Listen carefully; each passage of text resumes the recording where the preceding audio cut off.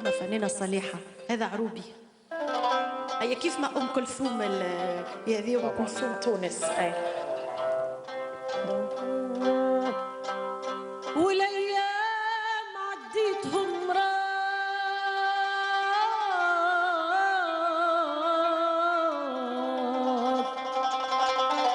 وسبب مرضي بالغبينة، والايام عديتهم راض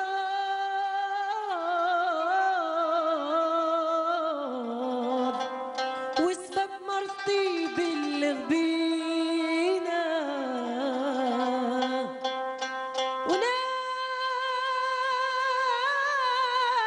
ونمشي جهة مع الأرض في وسط المدينة، وخايف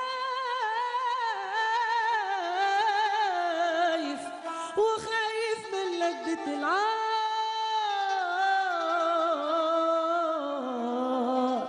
وش ماتت الناس فينا. هذا العروبي نتاعنا تاع صالح المالوف، يعني كما نقولوا ألف يا سلطاني والهجران كواني،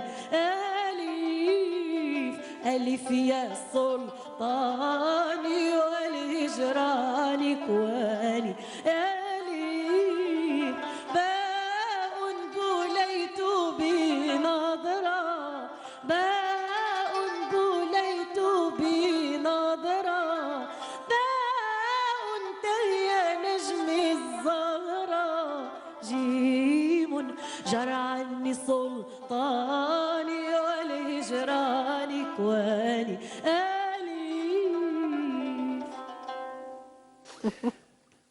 مانو من تونس فخورة بالمطربة الحقيقية هادية حسب تعبيرها، وتقول لك بأن كل الشعب التونسي معك هذه الليلة. إذا كان هيك من كلمة أو من طلب، ماذا تريدين من تونس، من بلدك؟ بدي حي بلدي بالأغنية هذه. في عنا مثل بيقول ما تقول للمغني غني حتى غني لحاله. هي من كلمات أبو القاسم الشابي طبعا.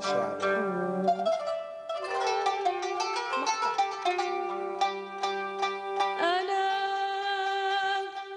يا تونس الجميلة في لج الهوى قد سبحت أي سباحة شرعتي، حبك العميق وإني قد تذوقت مره وقراحة، مره وقراحة. هذه من ألحان الأستاذ محمد الهادي. سيدتي، إضافة إلى الغناء باللغة العربية، بتغني حضرتك باللغة الفرنسية، هل هي يعني تغني على سبيل الهواية بالفرنسية، ولا تعتبري نفسك أيضا محترفة غناء بالفرنسية؟ لا، مش نعتبر نفسي محترفة. أنا الأغاني هذه اللي باللهجة الفرنسية تعلمتها من خالي. يعني خالي كان يغني 6 لغات الله يرحمه، وخالتي كانوا الكل يغنيوا باللونجلي بالفرنسي باللهجات الكل. أنا سمعت حاجات وقعدت راسخة في بالي، كيف ما إديت بياف وشارل أزنافور، الفنانين زاد اللي هما تقنيات الغناء الشرقي مختلفة تماما عن تقنيات الغناء طبعاً الغربي. مختلفة. الاختلاف هو موسيقيا، أنه مثلا في الغرب يستعملوا المينور والماجور. نعم. يعني ما فيش عوارض كيف ما المقامات الشرقية، ما فيش الربع البيمول والربع يعني طيب كيف بيتطوع الصوت؟ أسهل. بالعكس الغربي أسهل. ما فيش أرباع، ما فيش أرباع، ما فيش السي دومي، ما فيش مي دومي. حضرة الأستاذ معنا هو يعرف. بس في الغربي ما فيش أسهل. حين يكون الفنان ملما بعدة لغات، على ثقافة ما، على اطلاع يعني على حضارات الآخرين وثقافات الآخرين، بماذا يفيد في غنائه وفي صقل تجربته وتطويرها؟ هو لازم الفنان يعني بقطع النظر انه معناها يغني، لازم يعرف لغه غيره، خاطر لغه غيره هي تتسمى سلاح بالنسبه لي. ولما حتى كيف بيزور يعني العديد من انا مثلا زرت العديد من البلدان يعني في كل يعني في اوروبا، وغنيت باللهجه الفرنسويه. كيف كان استقبال المتلقي الغربي والله كانوا يعني ما كنتش نتخيل انهم يعني يعني شجعوني برشا وحبوني برشا، بالرغم اللي انا معناها اؤدي اللغه الفرنسويه مثلا، نعم. نغنيها ونتكلمها، لكن طبعا مش كيف ما اصحابها طبعا. نعم، هات لنشوف كيف. تفضلي. هلا غناء بالفرنسيه مع قانون. مش مشكل. اعطيني ري ماجور.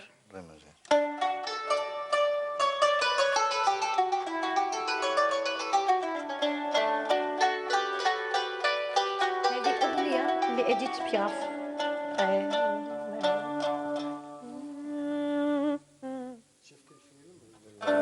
بياف شفتيه؟ لا أنا بياف قريت قصة حياتها، وهذه الأغنية اللي غنيتها للشاب اللي حبته برشا، وتقول له نو غيان دو غيان نو، معناها قالت له ما نغني لكم بعد نقول.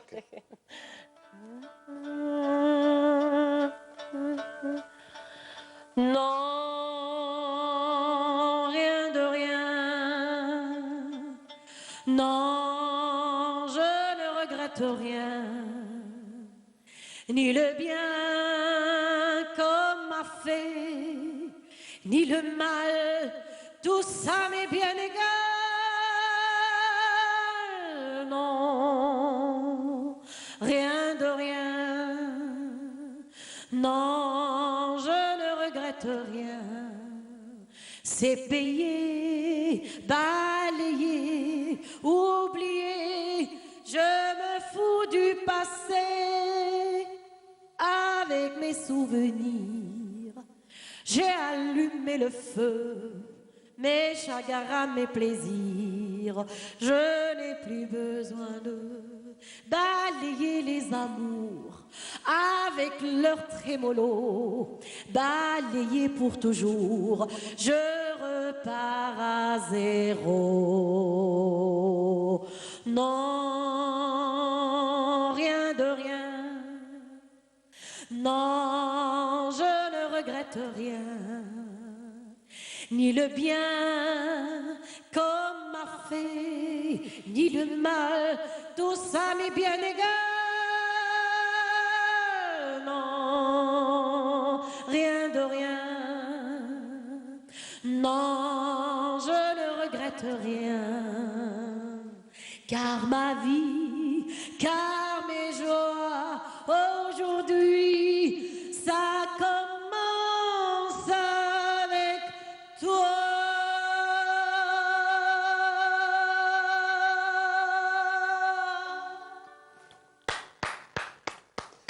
يا سلام، بتعيشي حالة الأغنية اللي يعني بحسك هيك بتعيشيها كأنها حالتك. هو لازم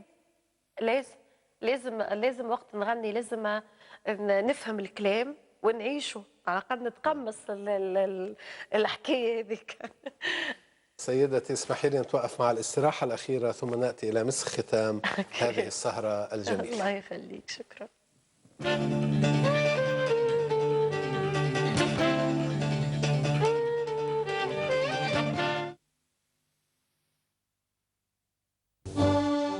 ابن بيت لحم في فلسطين ورجل المبادرات والإنجازات. حلم تجسد بمصرف الكويت الوطني الذي بلغ أرباحا قياسية إلى ما يفوق $1 مليار أمريكي في العام 2007. حضنته الكويت موظفا صغيرا وحضنت ذكاءه وكفاءته وحلمه الكبير بخلق كيان مصرفي عربي ضخم. احنا كمجموعة كGCC سنة 2010 سنبتدئ أن نكون أكثر من الصين مقرضين. رجل يدمن العمل، يعشق الإنجاز ويؤمن بالأحلام. كانت أرباح البنك هذاك الوقت نعمل 20-30 مليون دولار، والآن أصبحنا نعمل $1 مليار وشوي. إبراهيم شكري دبدوب. تخيل شو هالقدرة العظيمة اللي راح تكون عندنا إنه نتحكم بأمريكا. المدير التنفيذي لبنك الكويت ضيف ريكاردو كرم في وراء الوجوه الأحد 11 بتوقيت السعودية على شاشة المستقبل انترناشونال. برعاية جلاس هوتر أوريجينال هاند ميد إن جيرماني.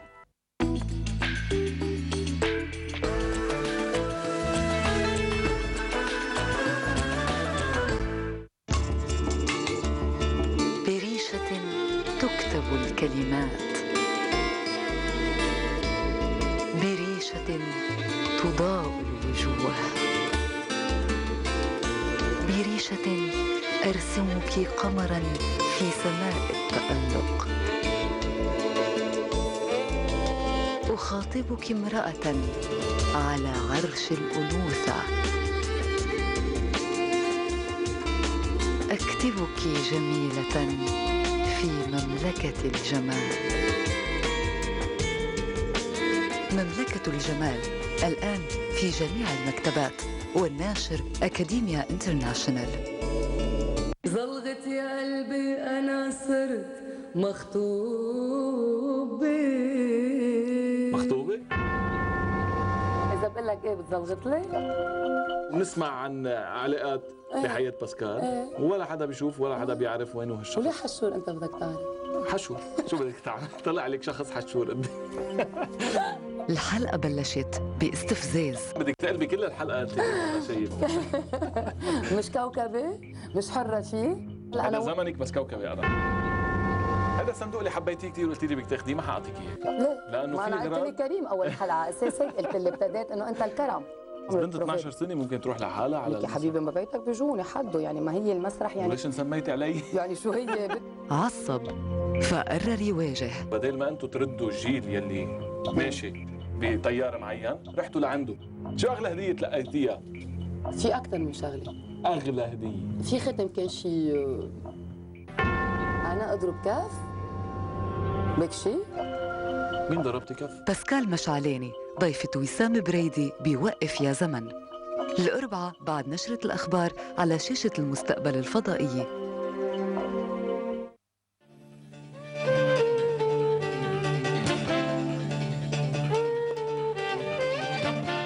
مشاهدينا نتابع هذا اللقاء أو هذه السهرة المتميزة من خليك بالبيت بصوت وأداء الفنانة القديرة هادية جويرة. الحقيقة أنا يعني أسئلة ما بقى بدي أسأل.